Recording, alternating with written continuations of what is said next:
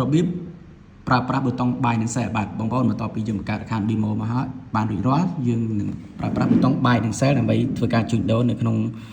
app របស់យើងអញ្ចឹងយើងចូលនៅប៊ូតុងកន្លែងនេះយើងនឹងពាក្យបង្ហាញពាក្យ cell កន្លែងនេះគឺពាក្យបាយអញ្ចឹងឥឡូវតម្លៃហាងឆេងមេលរបស់យើងគឺនៅស្ថិតនៅក្នុងតម្លៃពី$4,263ក្នុង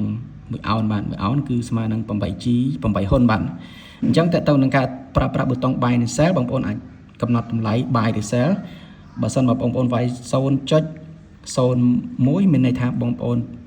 ចំណាយដើមទុន$1ក្នុង 1% ដើម្បីធ្វើការជួញដូរបើសិនបើបងប្អូនវាយពាក្យ 0.1 មានន័យថាបងប្អូនប្រើប្រាស់ដើមទុន$10ក្នុង 1%បើសិនបើបងប្អូនវាយលេខ1គឺមានន័យថាបងប្អូនប្រើប្រាស់ដើមទុន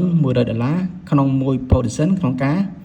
ទិញឬក៏លក់បានអញ្ចឹងដើម្បីប្រើប្រាស់ប៊ូតុង buy ឬ sell ឥឡូវនេះគឺយើងមើលទីផ្សារជាក់ស្ដែងគឺកំពុងតែរត់គឺស្ថិតនៅក្នុងតម្លៃ$4,262អញ្ចឹងបើយើងរំពឹងថា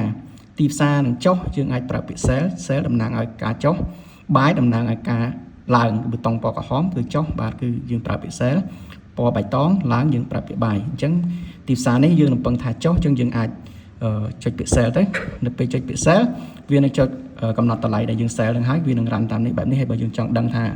តម្លៃខាតឬចំណេញនៅក្នុងការជួញដូររបស់យើងអាចចូលក្នុង trade មកឥឡូវនេះគឺកំពុងតែខាត34ឥឡូវ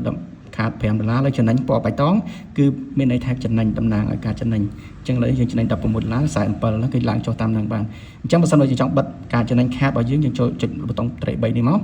បន្ទាប់មកយើងយកពាក្យ close all position បានអញ្ចឹងនៅពេល close all position គឺការចំណេញរបស់យើងនឹងលុបបែបនេះបាទអរគុណបាទបើចង់ដឹងអីច្បាស់បន្ថែមទៀតសូម comment ខាងក្រោមបាទអរគុណជម្រាបលា